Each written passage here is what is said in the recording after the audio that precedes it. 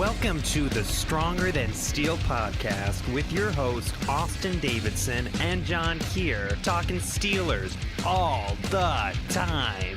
Now, here's Austin and John. Hello and welcome back to the Stronger Than Steel podcast. My name is John Keir, and joining me as always is my co-host, Austin Davidson. Heyo. It's Season 2, Episode 64. Divisional weekend in the NFL playoffs is right around the corner, but before we get to that, we have some Steelers news to cover, Austin. Let's jump right into it.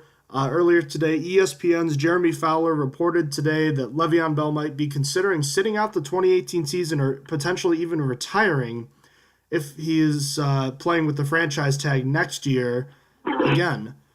Bell later tweeted out that he's focused on this team and winning the Super Bowl this season.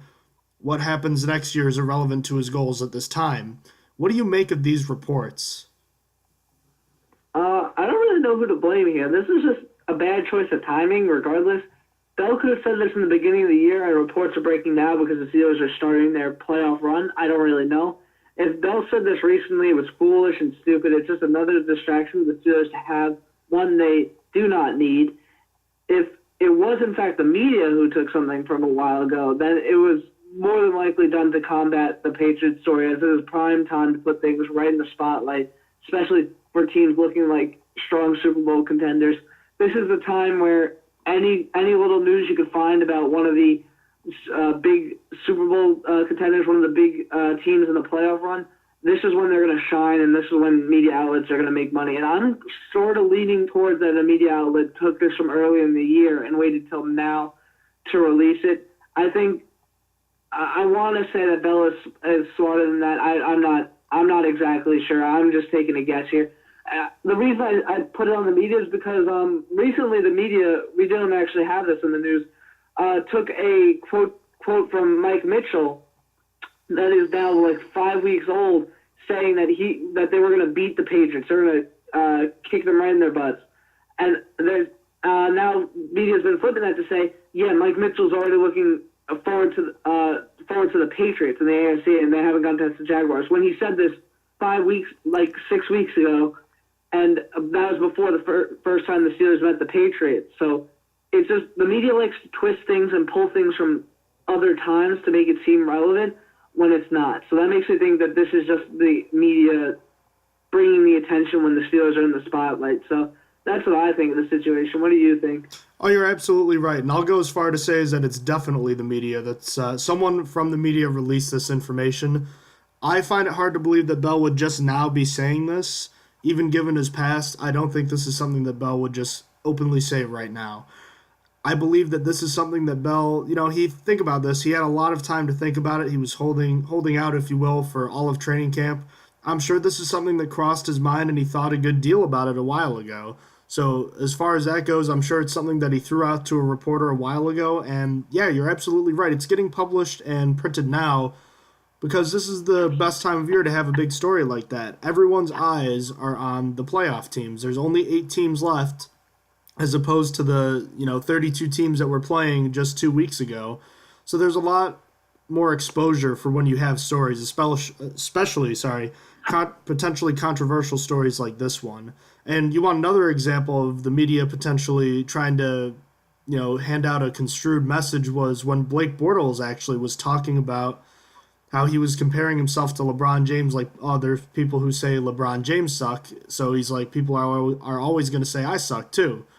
And a lot of the people who read his comment, or at the very least saw that, there were posts from other media outlets saying, oh, Blake Bortles compared himself to LeBron James, people were freaking out because they were like, Blake Bortles isn't the LeBron James of football. Oh my God, that's the audacity of him. But they don't really know that the quote had more to do with the way that people are going to doubt you and say that you're not good at what you do no matter how good you are. I mean, there are people who say that about Tom Brady too. So it's all about the message that is kind of portrayed and the way it's framed, and the media has a lot to do with that. And I think that this is just another example of the media influencing certain stories. And I absolutely agree with you, Austin, and being someone that's been among media members in the past, I think that this is just another example of that. As far as whether or not Bell is actually going to do it. I don't think that he will. I just think it's something he's trying to do to gain leverage. I mean, he'd be turning down just under $15 million next year.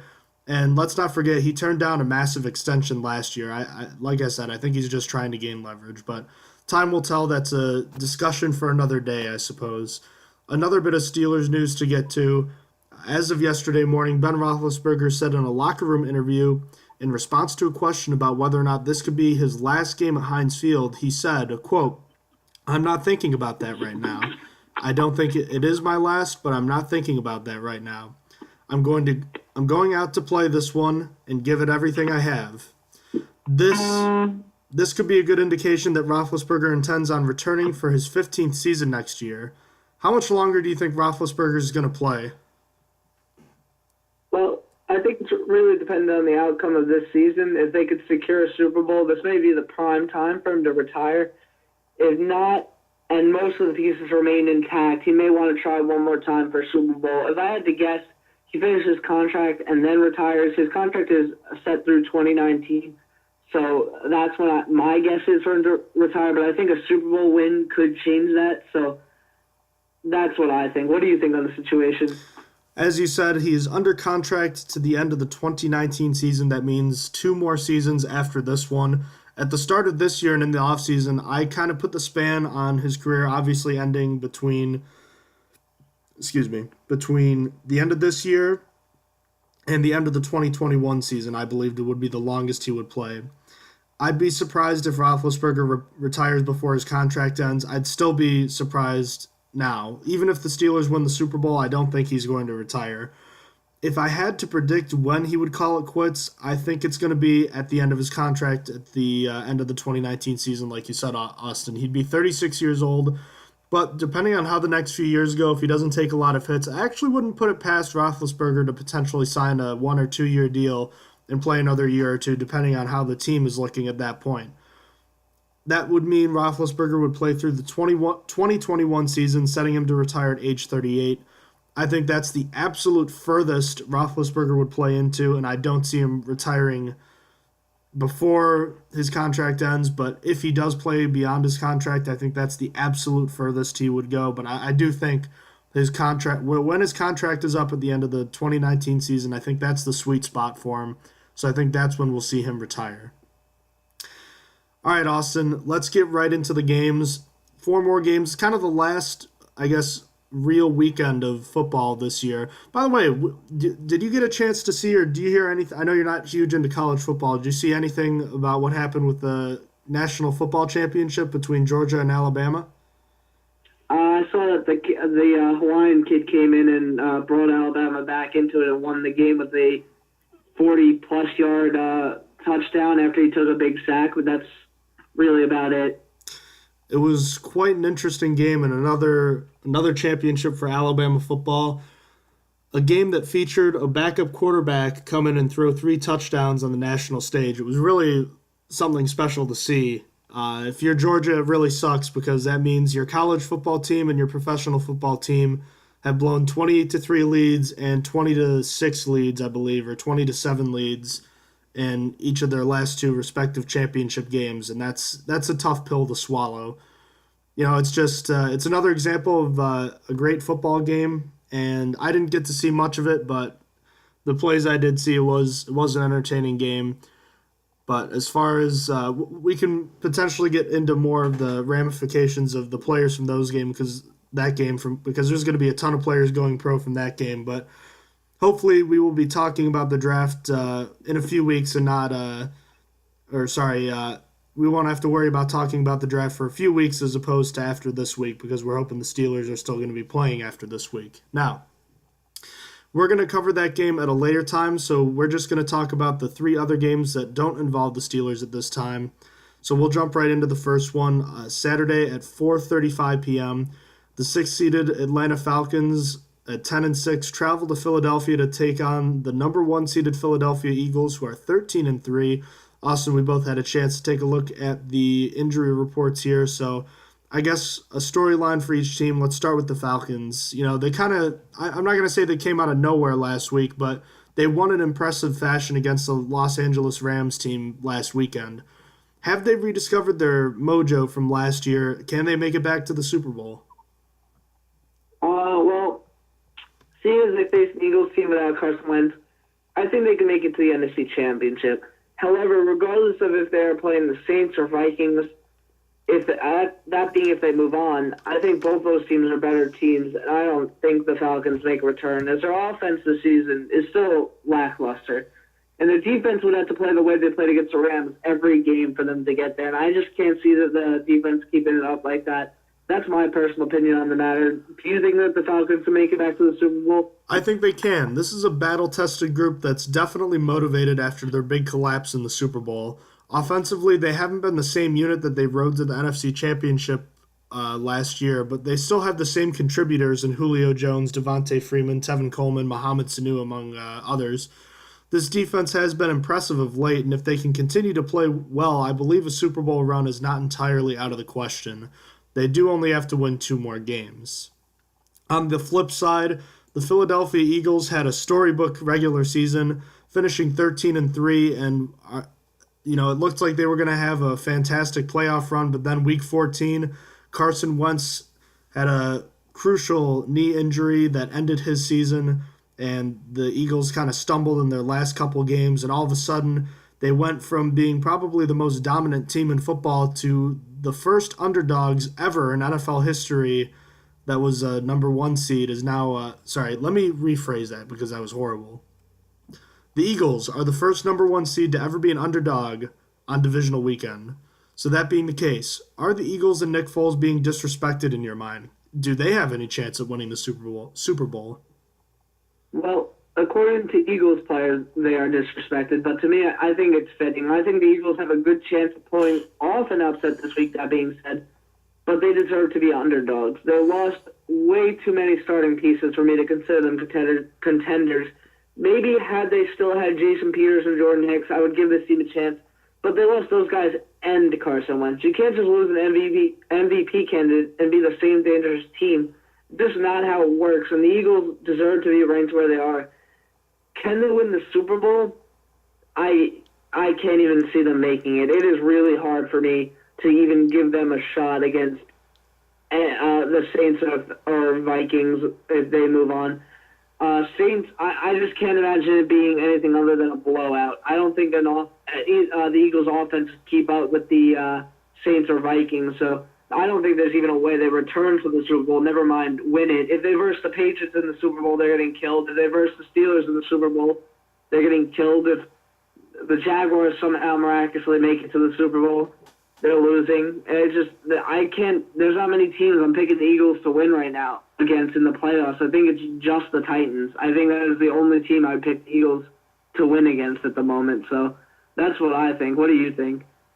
I think the Eagles are being a little disrespected. Not Nick Foles, not so much. I do believe the Eagles can win the Super Bowl. I don't think they will, but I think that they can. This is a team that was by far the most dominant team in the NFL when Carson Wentz went down. Even though the offense has struggled lately, I think it has more to do with the struggles of the running game, as Nick Foles is, he's not an MVP candidate for a reason. He needs a running game to support him. With a dominant defensive front and secondary, I think the Eagles can still win the Super Bowl as long as they get contributions from the running game to support Nick Foles. Now, as far as the actual game goes, Austin, I'll jump right into it. For the Falcons, they had an impressive defensive performance last week against the league's top-scoring offense. Everyone seems to be picking the Falcons now in this game, and there's good reason for that. A repeat performance is possible since the Falcons are getting Nick Foles instead of Carson Wentz, as we know.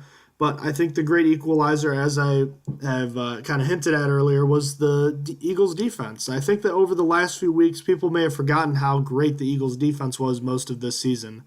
Fletcher Cox is right there with Aaron Donald as one of the best interior linemen in the NFL. And in the back, the return of Ronald Darby to the Eagles lineup has been huge for them. They have 19 interceptions this year coming from 7 different players, all of whom have multiple interceptions on the season. I think this is going to be a close game. But I actually think the Eagles have the advantage here for a few reasons, and I agree with you. I think they should be underdogs in the sense that they're missing their starting quarterback. But at the same time, I think that they are the better team collectively for a few reasons. And I think some of the advantages they have are for these reasons. One, they have a great defense, and it's still good enough to win them the Super Bowl. Number two, the Eagles have a couple of big-time running backs that have big play potential, and they're physical running backs that can wear down the Falcons' defense if they get enough room and enough touches in this game. Number three, the Eagles are at home and are underdogs. They aren't expected to win, so I guess if you're a fan, maybe you don't have a ton of expectations for this team. Unless if the Eagles go down early in this game, I have a feeling that the crowd is going to be energized if they manage to intercept Matt Ryan once or get a big turnover or get a couple big sacks. I think the crowd could get into this game, and that'll be a big difference maker for the Eagles at home. What do you think about this game, Austin? Well, I think this game tonight may look like a snooze test, but I really think the Eagles will put up a good fight in this one. Despite all their big injuries, the Eagles still play fairly well, and I think having the bye week to rest the players they do have left will help them as the Falcons are tired and banged up coming in. Ultimately, though, I think the Falcons just have matched them in most spots on offense, and that for me is the difference maker. Falcons have the better quarterback, wide receivers, offensive line as a whole is better. Running backs are arguably better, and for offense, that just leaves the Eagles with the better tight end. For defense, it's a little bit closer, and I personally believe the Eagles actually have the edge in that regard, but it's very close, to be honest. Not enough for me to say that, the Eagles that's going to be the difference maker for the Eagles. That being said, I expect a rather low-scoring affair from these two teams, as the offenses aren't quite that good, and the defenses really highlight both teams, but not as bad as like the Jaguars-Bills game last week, though. I think that this one will be a better game to watch, and that's really all I have to say about these two teams. There wasn't much for me to really – I didn't really feel like there's much to really go into. Alrighty. This will be the fourth postseason meeting between these two teams. None of the previous games are really going to have any impact on this game. The Falcons' one victory came in a 1978 wildcard game. The Eagles have the two most recent victories, the 2003 Divisional Playoff game and the 2005 NFC Championship game, actually, where Donovan McNabb played better than Michael Vick in a game that decided who would go to face the Patriots in the Super Bowl. As far as my bold predictions, Austin, I'll jump right off the bat and say that I think Jay Ajayi and LeGarrette Blount are going to combine for 130 rushing yards in this game, and they're each going to have a touchdown in this game. I think Matt Ryan's going to get sacked 3 times, 2 times by Fletcher Cox and once by the rookie Derek Barnett. I think Deion Jones has 2 interceptions for the Falcons, and Mohamed Sanu, not Julio Jones, leads the Falcons in receiving yards and has a long touchdown in this game. But ultimately, I do think the Eagles' advantage, home field advantage and defense is going to make this a low-scoring game. And obviously with Nick Foles in there, I don't see the Eagles scoring more than 20 points in this game, Austin. And I think the Eagles are going to win, so that means I'm having a really low-scoring game here, much to everyone's surprise, I would imagine. But I'm going to take the Eagles to win this one 17-13, so I'll pick the Eagles to win outright this week. What do you got, Austin?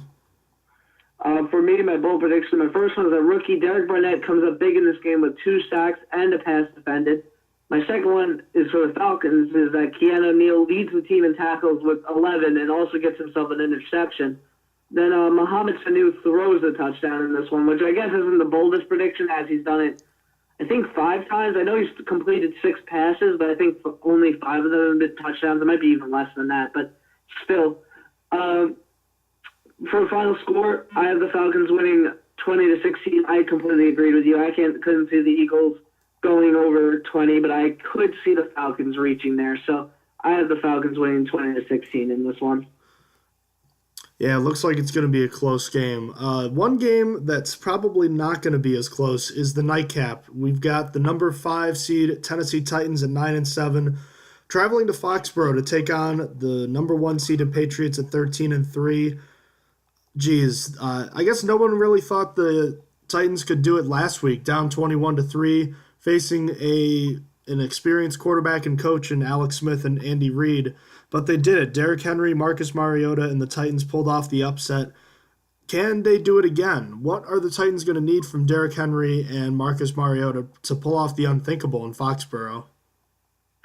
Henry's going to need 300 rushing yards and 4 touchdowns for this to be pulled off.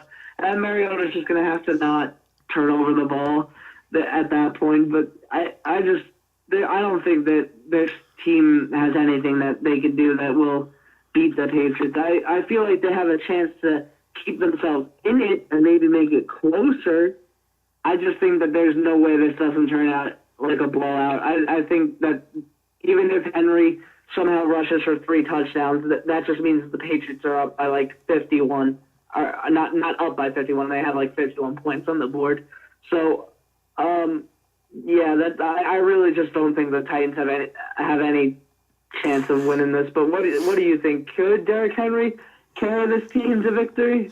Well, I said Henry. I was thinking Henry can do it again, and by that I mean he can have a similar stat line as last week. But that being the case, him going off again is not going to be enough for the Titans. They are going to need Marcus Mariota to have the clean game and, the game of his life again. No turnovers, at least 3 touchdowns in my mind, probably 400 total yards rushing and passing. That's, to even have a chance.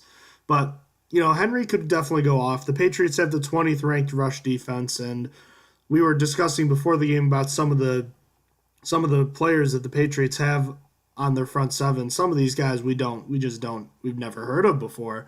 So, I guess it's possible, but I think it's going to take a lot more than Derrick Henry recreating his wild card performance. But in any case, on the other side, there's been a lot of talk going on in New England. We haven't actually touched on this yet, to my knowledge. There was recently an article posted talking about a rift that has been created potentially between Tom Brady, Bill Belichick, and Robert Kraft regarding the Jimmy Garoppolo situation and how it was handled.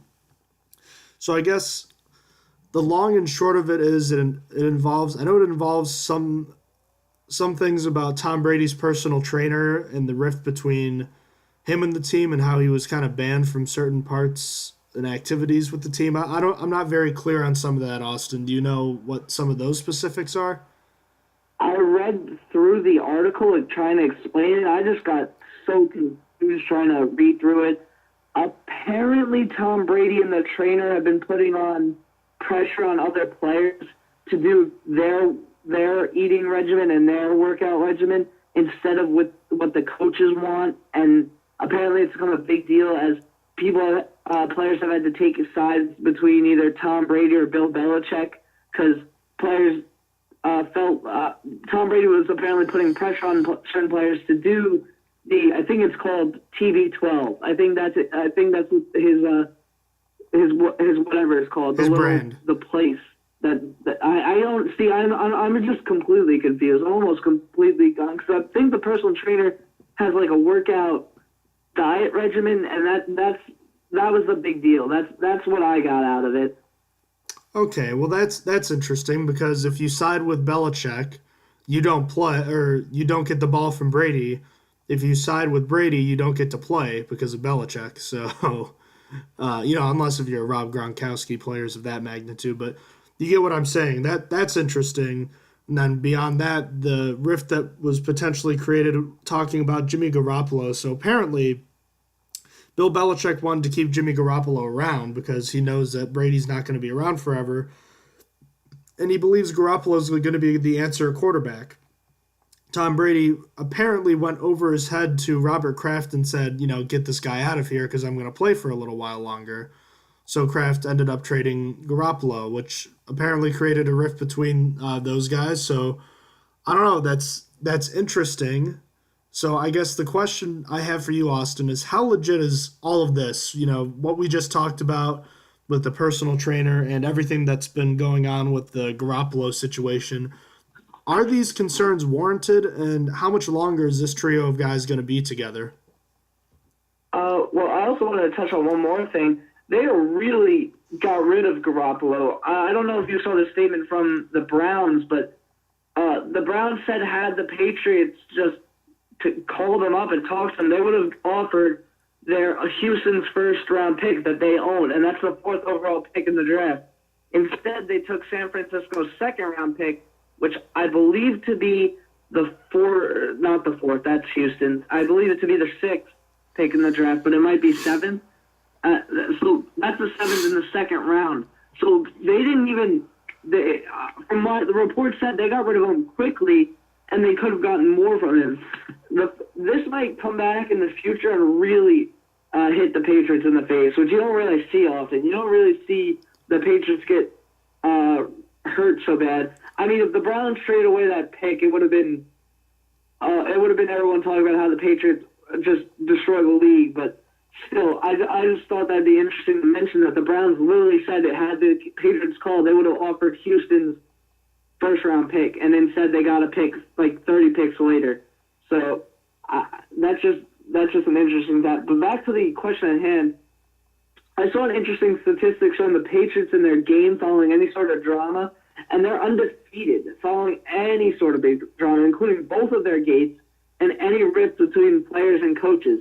They do well in this situation. I guess they're used to it at this point, but I mean, even when they weren't used to it, they're obviously undefeated. So this isn't a legit concern. I think, as to the other question, I think Brady breaks first and leaves after his contract is over. I think he can't play forever. He's already 40. I mean, everyone has a decline. I think he's got to be the first to go, especially with, I think Belichick. I mean, he said he would play at the Giants if he could play anywhere, but I can't see him leaving. It doesn't make sense to me.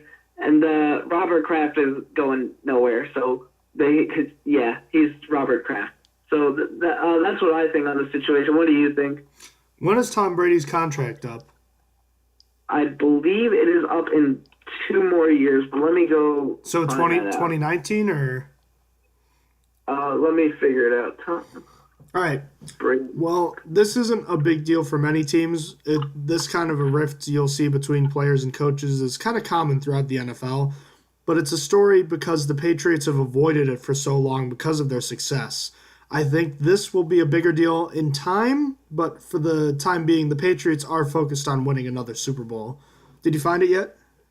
Yeah, his contract is up after 2019. He's a free agent in 2020. Okay, so his contract expires the same year Roethlisberger's does. I don't know, because it's interesting, because there are all these reports about Bill Belichick potentially leaving, and it's like Robert Kraft and Tom Brady are on the same side, so it's like, is Belichick going to be the one to go? And Belichick is only going to coach for, how much longer is he going to coach for? He's almost, I think he's 65. I don't know. Could he want to go somewhere and be like, I don't need Tom Brady, I can do this on my own. I don't know. I don't know how many more years these guys have left. It's really kind of crazy to think that for years we were like, is this ever going to end? And here it finally is. It could be ending soon. I feel like that's a good thing for the rest of the NFL. I think the rest of the NFL is waiting for the demise of the Patriots. I think it's been a really rough decade for the AFC. It's been a really rough 15-plus years. Yeah, it's only been Peyton Manning, Ben Roethlisberger, and Tom Brady in the Super Bowl for the most part. So yep. I feel like they want to change the pace with that 1 year of Joe Flacco. Yep. So, There's only been 4 quarterbacks since 2001 to represent the AFC in the Super Bowl. One of them, that's 5. There's the 3 we just mentioned, Austin, with Roethlisberger, Brady, and Manning. And then after that, you have the one with Flacco and you have one with Rich Gannon in 2002. So not a lot of diversity in the AFC anyways. But I guess I'll say it's that year when Brady's contract is over, because I feel like there's a chance he might get another contract. And at that point, I think Belichick might up and leave. But I don't know. I don't have a for sure prediction right now. But that's something I'll be interested to talk about more in the offseason. A lot depends on how this season goes, too, I think, as well. But anyways, let's get back to the game, Austin, because there is a game to be played on Saturday night. Is this one going to be as bad as we think it's going to be? I am bored just thinking of it, to be honest. I think it will be. The Pats should have this one quite handily. They really should have one concern and one concern only. Derrick Henry. He's a monster. The Patriots defense has been their weak point all year, but still, the Patriots have been good in the past about taking away a team star, so I'm sure they'll figure out a way. Really, the Titans need a miracle and a half to keep up with the Patriots' potent offense, especially when their defense isn't so good. I think the only place the Titans really outmatch them is on special teams. The Titans are probably the best punter in the league. The suck-up has been great. and then they have a better punt return average than the Patriots, but that's really it. And that's not enough for me to give them a real shot in this one, especially when their only advantage on special. It's not their only advantage, but it's where they have the advantage as a whole. But their passing game has been rather mediocre. It's that coupled with their defense just being okay. And for the Patriots' superstar offense, they should have no problem outscoring the Titans' ground game. If they are even able to muster up a ground game, which they should be, but I feel like the Patriots just could be able to just find a way to take out Henry and force the Titans to throw, and that'd be detrimental. I don't want, if the Titans have to throw, which, I mean, by the end of the game when the Patriots are probably up by 20, they're going to be, but you don't want that early on, so I'm hoping for the best, though. What do you see for the Titans coming into this game? Do they have a chance? No. This one projects as a blowout, and for good reason, too. The Patriots quite simply have some of the league's best players, and they're in great position to win with ease. The Titans have a good rush defense, but a well-rested Tom Brady should be able to have his way with a Titans defense that's led by Dick LeBeau, and historically that's been a defense that Tom Brady slices and dices with ease. The Titans are going to need to hope that Brady continues his trend of poor play from the last 5 weeks of the season. Brady, 5 interceptions and only 6 touchdowns in his last 5 games of the regular season. Just interesting to point out there. So the Titans are going to need at least 2 turnovers in my mind from Brady. And on offense, they're going to need to not only have a clean game with no turnovers, they're going to need a huge day from Derrick Henry, which is possible, but they're also going to need Marcus Mariota to make key throws, and he's going to have to use his legs too, especially on third downs to continue longer drives to keep Brady off the field. All of that happening is the only way I see the Titans having a chance in this one.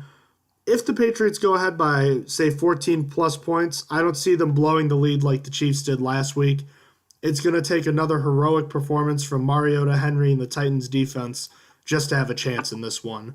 So this will be the 3rd time these two teams have played in the playoffs. The last time, it's the only time the Titans have played the Patriots. It was actually a really close game. Came down to a late 4th down throw for the Titans, but they fell in the 2004 AFC Divisional Round 17-14. The only other game between these two franchises in the playoffs was the 1978 AFC Divisional, which the Houston Oilers beat the Patriots 31-14. So as far as my bold predictions go, Austin, I think maybe it's not necessarily bold, but I think Tom Brady has another great performance against a weak team in the divisional round. Seriously, look at some of the teams Tom Brady has played in the divisional round the last few years. They have not been good, or at least the quarterbacks have not been good. So I think Brady throws for another 325, has no interceptions and 3 touchdowns. I think Malcolm Butler has an interception and a sack in this game. I think Marcus Mariota finishes with 285 passing yards, but is rendered ineffective on the ground with only 25 yards and has 3 turnovers on the day. And the Titans are unable to run the ball with the same effectiveness that they had last week, as Derrick Henry finishes with just 90 yards and a touchdown, as the Titans fall behind so quickly that, unlike last week, they have to abandon the run, where even though they fell behind by 18, the Patriots are going to do it just so much faster, and they're going to be able to go ahead by even more because they're so much better in my mind. So my final score prediction is that I have the Patriots covering 41-24 in this one. I think they're just simply the better team, and I don't see how the Titans are going to be able to keep up with them. What about you? What do you think about it? My first bold prediction is that Derrick Henry has another monster game and has 210 scrimmage yards and 2 touchdowns. Then Mariota throws 3 interceptions this game and no touchdowns. And then finally, Patriots have over 525 yards of total offense in this game. So that's that. And for final score, I find this funny. We picked the same Patriots score. Patriots 41-17. I didn't look at yours. So it's just funny coincidence that we both picked 41. Yeah. I don't know. Brady's typically had his way with the Dick LeBeau coach defense. So, I mean, why won't he again? True. All right. On to Sunday. We're going to cover the Steelers-Jaguars game tomorrow.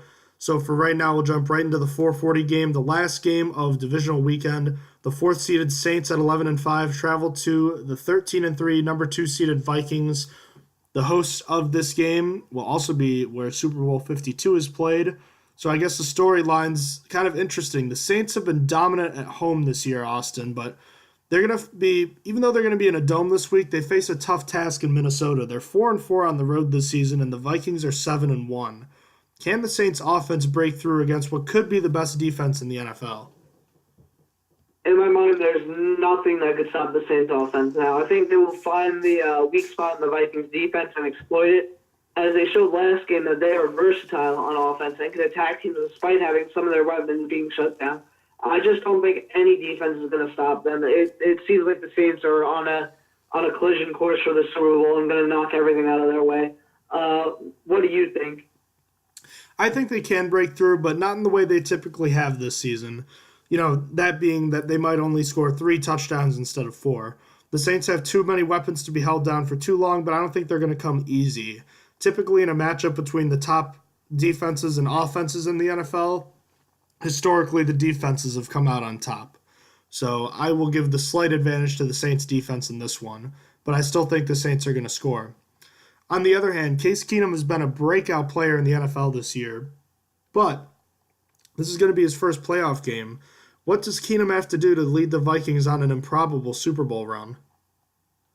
Well, he's going to have to keep up with the Saints offense. The Saints offense, as I said before, is potent. They seem to me to be unstoppable. So to keep this team in this, he's going to have to go stride for stride with Breeze and win this using his 2 great receivers, Thielen and Diggs.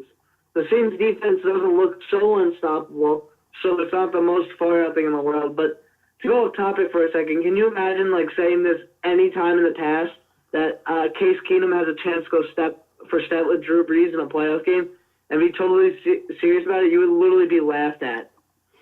Yeah, no, he looked lost with the Jeff Fisher-led offenses of the Rams, and I mean, he was just a guy in Houston. He was never anything crazy. So yeah, no, I never saw this one coming.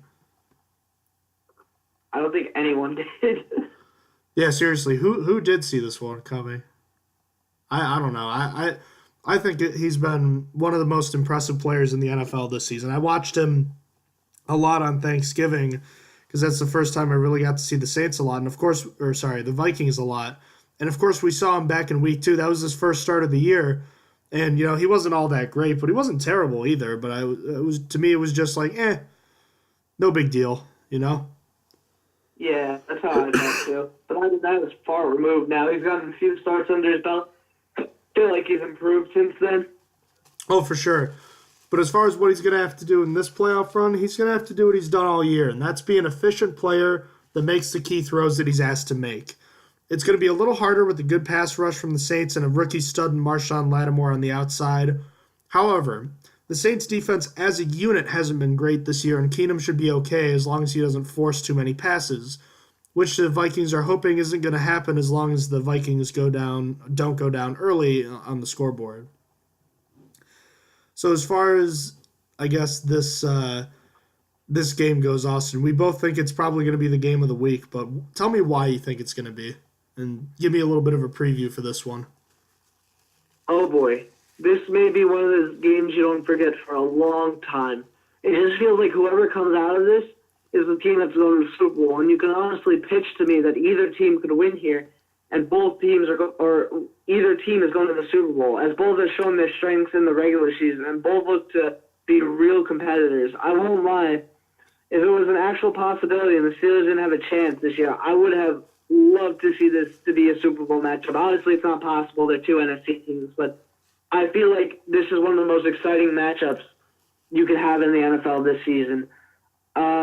Despite both teams being great defensively, I expect this to be an offensive gallery as the Saints rush all over the Vikings and the Vikings pass all over the Saints.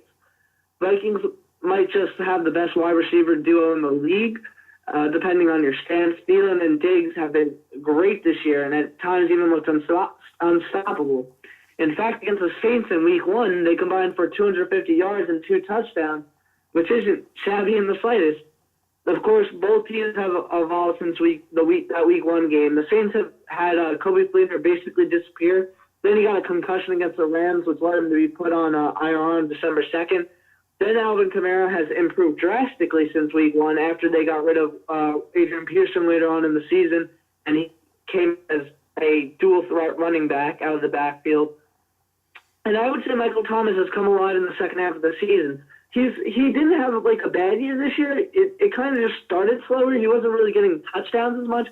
As of the second half of the season, it feels like he's been much more productive. He's been getting way more yards than at the beginning, and he's just been getting more involved. As for the Vikings, Dalvin Cook had 127 yards rushing in that game, and he's obviously been out for a while now.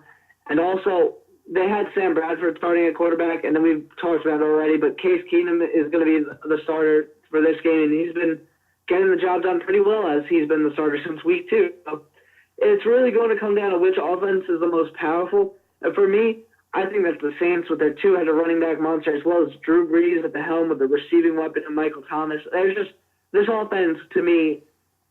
You could have pitched to me it was the number 1 offense in the league this year. I feel like they're just dirty, especially with their offensive line. Their offensive line is not bad either. Their offensive line is actually one of the best in the league. So it's almost surprising that they aren't. You could have easily told me that before the season started that showing me the stats that all the major offense pieces have, that this was the best offense in the league. But how about for you? What do you see in this game? Well, I feel pretty similar to you, Austin. I think this is going to be one of those games that, it's going to be memorable. I'll just put it that way.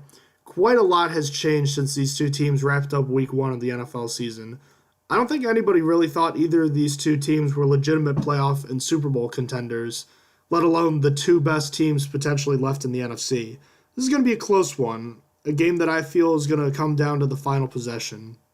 First, you have the home team, the Minnesota Vikings. They rode a great defense and a solid but not outstanding offensive attack this year, led by receivers Adam Thielen and Stephon Diggs. The Saints, on the other hand, are a finely tuned and balanced machine on offense with lethal weapons in Mark Ingram, Alvin Kamara, and Michael Thomas, among others. This group can strike from anywhere at any time. On the other side of the ball, the Saints' defense isn't great and doesn't get as much recognition as the Vikings' defense, but it has several individual standouts, such as stud pass rusher Cameron Jordan and rookie cornerback Marshawn Lattimore, who's up for Rookie of the Year. Excuse me. This game really could come down to a turnover, and I think it's going to be tough to figure out who's going to do it because both teams don't make it a habit of turning the ball over. The Saints only finished with 13 on offense, and the Vikings finished with only 11. This has the making of one of those special games that could be an all-time classic. If you're both teams, I think you try to establish the run early on, but the team that falls behind early, as long as it's not by too much, they'll probably throw the ball a little bit more, but I don't see this one getting out of hand in either direction. But as I mentioned earlier, the Vikings are 7-1 at home this season, the Saints 4-4 on the road. Yes, this is in a dome, so that's going to help the Saints, but I think the home field advantage is going to give the Vikings just the slightest edge here. So my bold predictions, I think Vikings running back Latavius Murray has 130 rushing yards in this one, scoring 2 touchdowns. Everson Griffin of the Vikings has 2 sacks. His counterpart Cameron Jordan, on the other hand, finishes with 0. And rookie running back Alvin Kamara has another fantastic game, catching a touchdown and runs in another one. But ultimately, I think the Vikings win a squeaker, 27-24. So in this one, I have the Saints +5. What do you have for your bold predictions and final score, Austin? For this one, firstly, I have Stephon Diggs and Adam Thielen combined for over 250 yards and 3 touchdowns. And you know what's funny about that is this is the only game that I chose. I did the bold predictions first. So I had that before. I then went back and looked at the week 1 recap and looked at all the stats and stuff. It was only then that I found out that Stephon Diggs and Adam Thielen literally combined for exactly 250 yards that game. So I just thought that was a funny coincidence. But secondly, Alvin Kamara and Mark Ingram matched them and combined for over 250 yards themselves and 2 touchdowns. And then I feel a monstrous game from Cameron Jordan, who will get 3 sacks in this game. I feel like the Vikings' offensive line isn't that great. But I'm going to think that Cameron Jordan picks on them. And then for my final score prediction, I think it's going to be super close. I think this is game of the year material right here. I wish it was the NFC Championship, but 31-30 Saints. It was really hard for me to pick. It really came down to the offenses, as I said in the preview. I think that the Saints offense is better in a few regards. I feel like the Vikings have them at tight end and wide receiver. The Saints offensive line is just so much better than the Vikings, and I will take Drew Brees over to Case Keenum any day. It just I don't disrespect to Case Keenum this year. He's done really well. He's been one of the better quarterbacks in the league actually this year, but still, it's just that for me was enough for me to pick the Saints here.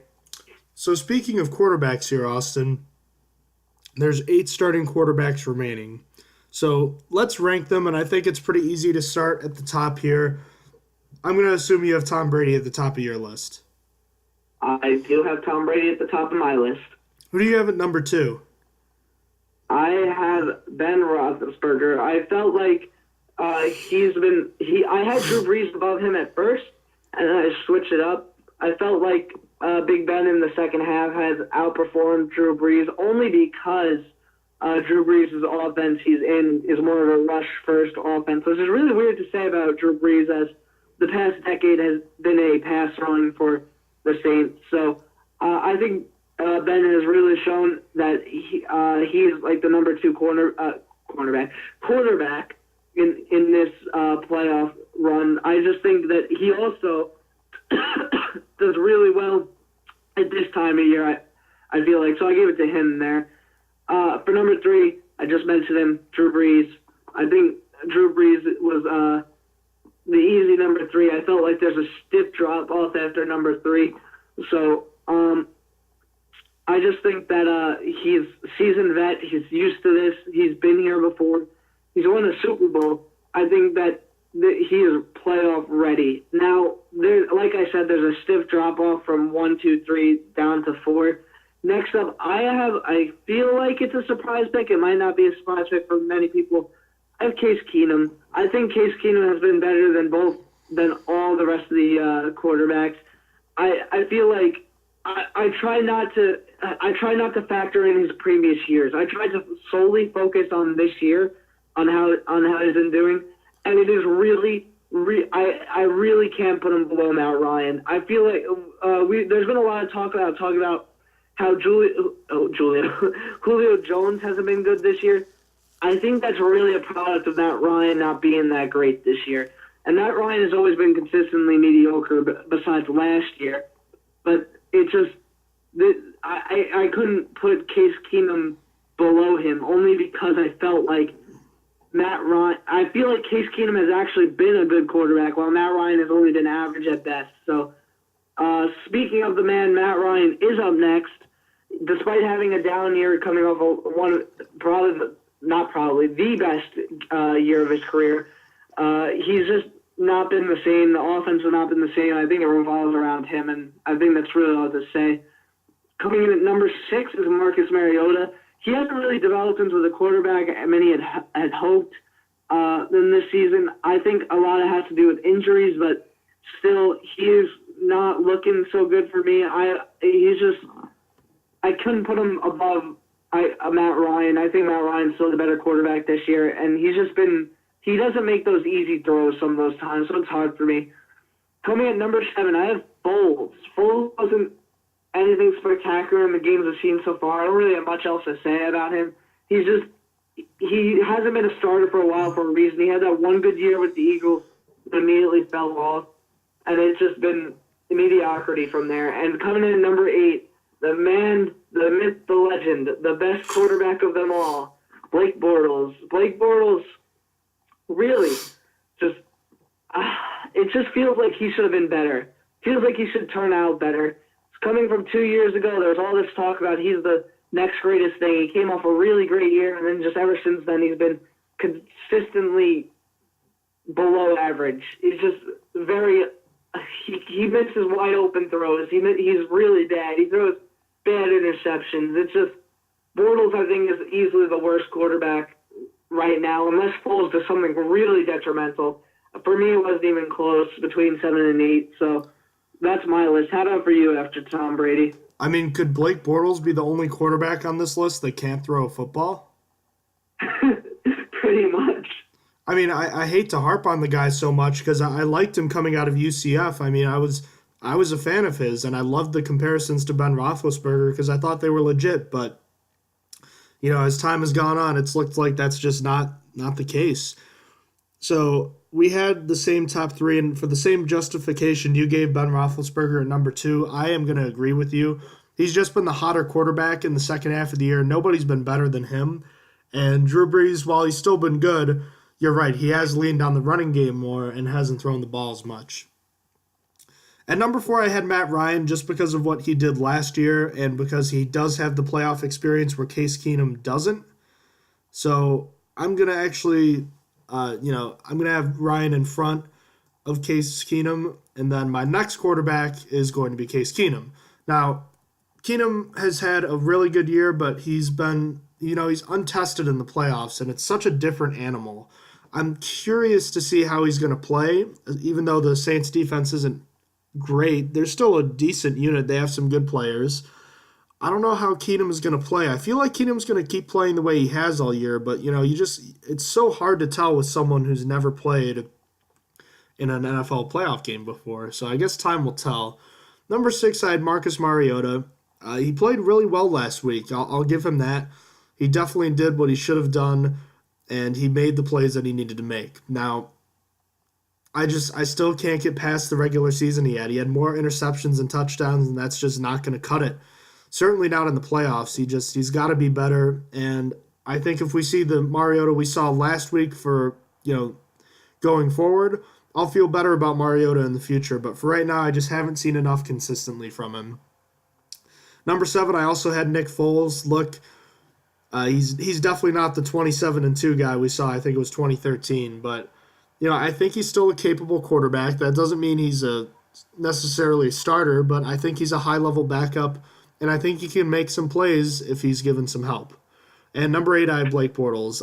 I have no confidence in him. There are so many games that he just has been completely ineffective in throwing the football. The Jaguars coaching staff acknowledges that they need a better quarterback. And, he can make some nice plays with his legs, but quarterbacks aren't asked to make plays with their legs often. They're asked to throw the ball, and that's something he hasn't done well. And you know what his record on the road is in his career, Austin? Just take a guess. What is it? I'm going to take a guess and say he only has 6 wins on the road. You are right. Wow. 6 wins. Oh boy. I did it. What do I win? So he has 6 wins on the road compared to 24 losses. Yikes. Now, to be fair, 4 of those wins on the road came this year, but that win in Pittsburgh, he threw 14 passes. So, I mean, he doesn't engender any confidence in me. So, that's why he's last. So let's move on, Austin. What is the best matchup this weekend? I think this one's pretty obvious for both of us, but let's talk about it anyway. And then on the flip side, which matchup is the worst? Yeah, I can't say it enough. Vikings or Saints. I'm very sad as I won't really be able to watch this until later when everything is spoiled. But this game is just so exciting. Whichever team comes out of this is likely representing the NFC in the Super Bowl. So that's just telling me how great this game is going to be. I just can't wait for the highlights. As for the worst, I am not ready to see the Titans absolutely demolished on live TV. I don't think anyone is, and I'm picking that one. Should easily claim worst game of the weekend unless the Steelers-Jaguars game somehow gets super out of control. But what is your best game of the weekend and your worst game of the weekend? Best one, it's obvious. We've been talking about it for the past 15 minutes now. It's Saints-Vikings. Likely the most balanced offenses and defenses in the NFC going at it. There are a ton of storylines here. Can Case Keenum complete his out-of-nowhere storybook season? Can Drew Brees cement his legacy as one of the best of all time? Can the Vikings be the first team to play in their home stadium in the Super Bowl? This is the most compelling game of the week and maybe the entire playoffs. I could definitely see both teams winning the Super Bowl. Now, on the flip side, this one is tough, but I'm actually going to go with this one because of how I think the game is going to be played. And that's going to be the Jaguars-Steelers game. This has more to do with Blake Bortles than anything else, and I don't see how the Jaguars can make a comeback in this game if they get down too much. The Jaguars' defense can be beaten. Tyrod Taylor's had open guys on several occasions for big plays last week, but he just couldn't make the throws. If the Jaguars have to end up throwing it, you're looking at a potentially ugly result. And if the game is close, you're talking about the Jaguars just force-feeding Leonard Fournette, Chris Ivory, and TJ Yeldon nonstop because they don't trust Bortles. So that means they're going to be running the ball 70% of the time. And in 2018, that's not exciting football. So I think that's going to be the worst matchup as far as entertainment, at least. So now that we've finished that, let's move on to our X Factors this week. One X Factor from each team. We're going to exclude the Steelers because we'll get to that in our episode tomorrow. So one player on each team that can be a difference maker in their playoff games. So start with the Falcons-Eagles matchup, then we'll go chronologically as far as when they'll play. So then Titans-Patriots, and then the Jaguars, and then Saints and Vikings to wrap it up. Sounds good. Starting with the Falcons, I got Mohamed Sanu. I feel like he's going to be the difference maker in this one for an offense that's been rather lackluster coming into this year, as I've said like 7 times in the past 2 podcasts. I think that I have a bold prediction that he's going to throw a touchdown, so I'm going to keep that in my mind as to why he is my X factor. I think that on those I feel like the Falcons would be that team to run that trick play in the playoffs. I don't think they're scared. I think they'll do it, and probably Mohamed Sanu is a better quarterback than Matt Ryan this year. Not really. That's a very big exaggeration. But yeah. For the Eagles, I have Ronald Darby. I didn't really have a good reason for picking him. I feel like the game will be decided by turnovers, so I guess I picked a defensive back that I thought could keep Julio Jones or Mohamed Sanu in check and maybe get a pick or force a fumble or something. So Ronald Darby is my X factor for the Eagles. How about you? Who are your X factors for the Falcons-Eagles game? I had your favorite potential draft pick, Takkarist McKinley for the Falcons. I think he could make a huge difference as a pass rusher in this game. I think he can force a couple of fumbles. He's come on hot as of late, and he had a big game last week. I think it's Jay Ajayi on the other side. He's had a couple big plays, but he didn't have that breakout game that we saw several times last year for the Eagles. He's a big boomer bust player, and I think he could have the chance to connect on a couple of big runs in this game. So I think Jay Ajayi is going to be my X factor for the Eagles, and Takk McKinley for the Falcons. I'll jump into the Titans-Patriots matchup. Eric Decker's my Titans X factor, because if the Titans are going to win, they're going to need to have long drives, and they're not just going to have it from Derrick Henry contributing. They're going to need Eric Decker to make some big third down catches, and I think if the Titans have any chance in this game, it's going to have to be Eric Decker catching those types of passes. On the other side, boy, here's a name.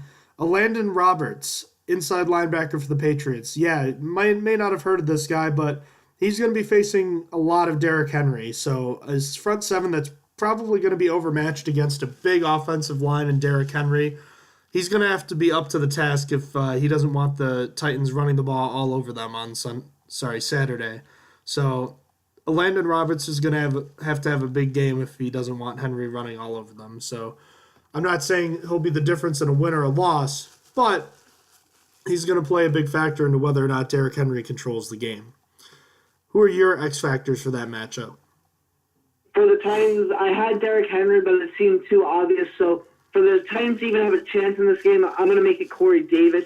They need someone else to step up. They're going to need Marcus Mariota to actually complete maybe 1 or 2 throws, just maybe. So I'm going to pick the young rookie wide receiver, Corey Davis. I think that last week he probably had one of his better games of the year, which wasn't even that great. It was just he hasn't really done much this year due to injury and stuff. So I'm making him my X factor for the Titans. As for the Patriots, I'm making it Kyle Van Noy. He might not play. So that makes him just the extra X factor. I feel like the only thing the Patriots are going to need to stop is the run game, in my opinion. So I think he would be a big difference maker. He's a good run stopper for the Patriots. He's one of the only front 7 Patriots that I actually know their name because he's actually good. But you know what? I feel like he will be the difference maker in this one. Going straight into just the Jaguars, I have A.J. Bouye. Jalen Ramsey didn't do too great again, trying to keep Antonio Brown in check, but I feel like he's going to do a little bit better this time as Antonio Brown's coming off an injury. But I still think Antonio Brown's going to beat him. but that's going to mean that the wide receiver 2 matchup is going to be a little bit more competitive. So I'm picking A.J. Boye for the Jaguars because if he can keep Juju Smith-Schuster or maybe even Martavis Bryant in check if he needs to, I feel like that could be a big thing for the Jaguars, taking away the rookie who's been awesome for the Steelers. So how about you? Who do you have for the Jaguars, and just go straight into Saints and Vikings afterwards? He's been awful hard to stop, is what you were trying to say. There you go. That's what I meant. So for the Jaguars, it's going to be Marcel Darius, the defensive tackle who's been a great run stopper for them since he came over. The Jaguars give up over 4 yards a carry on the ground this year, but those numbers have been a lot better since Darius came over in a trade with the Bills, ironically enough. Darius had a nice tackle on LaShawn McCoy last week, and you'd have to think Le'Veon Bell's going to get a lot of carries this week. So Darius is going to have to be the man that's up to the task if they want to slow down Bell and then take the pressure off their elite secondary. So I think Darius is going to be an important X factor in this game. Moving on to the Saints-Vikings, it's Cameron Jordan for the Saints in my mind. I know it's kind of obvious, but Jordan is an elite pass rusher. He's one of those guys that has been really good for the Saints. And outside of Jordan, they have some other pieces, but he's definitely the best. So I think his ability to impact Case Keenum's passing is going to be important. And last but not least, I have Latavius Murray for the Vikings. This is a guy who scored 8 touchdowns this year, ran for 800 yards after Dalvin Cook got injured.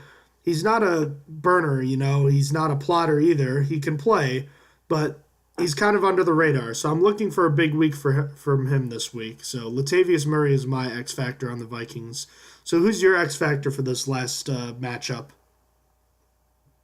For this last matchup, I did some more cheating like I did last week with the Bills and Jaguars. For Saints, I picked Ingram and Kamara because it was too hard for me to pick one of the running backs to go up. I feel like that they are going to be the Saints' offense this week opposed to last week, which was mostly passing.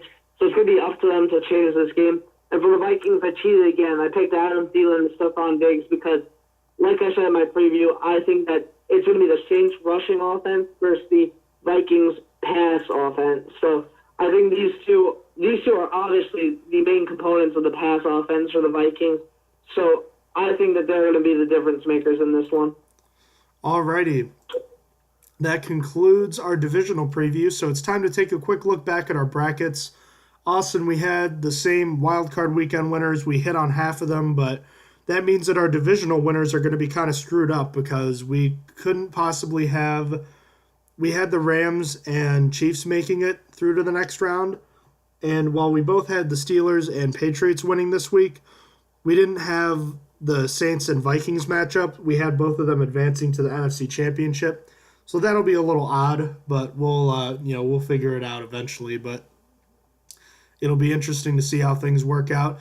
Right now we're still A-okay for the most part, but obviously we didn't see the Rams being upset at home, and we definitely did not see the Chiefs losing at home to the Titans. But another week of playoff football right around the corner. We're glad to bring you some more coverage from the Stronger Than Steel podcast. Austin, is there anything else you wanted to add before we wrap things up for tonight? No, we're good. Alrighty. Feel free to check us out on Facebook, Twitter, and Instagram. Those are our various social media accounts.